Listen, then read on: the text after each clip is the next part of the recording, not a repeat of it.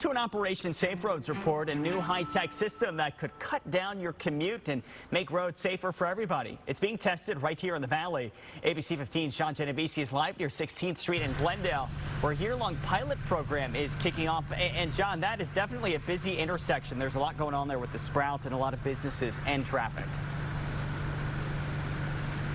Oh, yeah. Good morning, Nick. A lot of people trying to get to the 51 every morning and every night. And this pilot program is using some cutting edge technology with artificial intelligence to actually monitor intersections and change traffic signals as need be. Now, engineers tell us there are three main priorities to shorten travel times, cut down on delays, and improve safety. Cutting down commutes and keeping cars moving.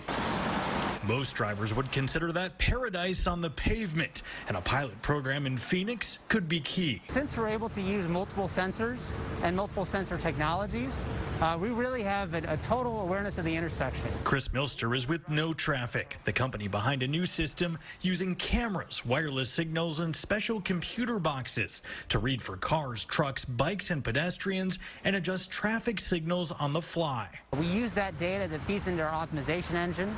And what that does is that we do thousands of simulations per half second to determine the optimal scenario based on what the city wants to do. A year-long test of the technology now beginning in Phoenix at 5 intersections along Glendale Avenue between Central and State Route 51.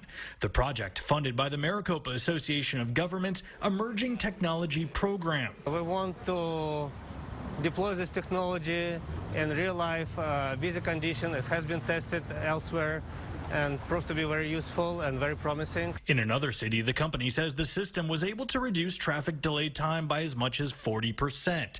That's what Phoenix engineers want to see happen on this corridor as well. It is notoriously congested. Of course, this is before pre-COVID-19 times. Part of that, it's every day it's congested, saturated. Particularly in the AM and PM plants. As time goes on, ASU, UArizona, and NAU researchers will compile the data and evaluate the system's performance. And Milster believes once it's up and running, drivers will be seeing more green more often. So that vehicles aren't stopping and going and stopping and going and stopping and going, wearing out their cars. That's just not fun. Yeah, this was all just installed a few days ago. Now, engineers tell us they will let the system learn traffic patterns for a few weeks before that adaptive technology is actually turned on. But in terms of safety, we're told the system can actually monitor and track when an accident happens and then alert first responders and guys in the future. It could even wirelessly talk with cars, and it could engage their brakes or at least let those drivers know there is a hazard ahead. Yeah, John, by all accounts, it seems like the future is now, and we know that intersection, like you said, is busy with the 51. You got shopping centers on both sides. Looks like it's needed there. John Genovese reporting live for us there in Central Phoenix.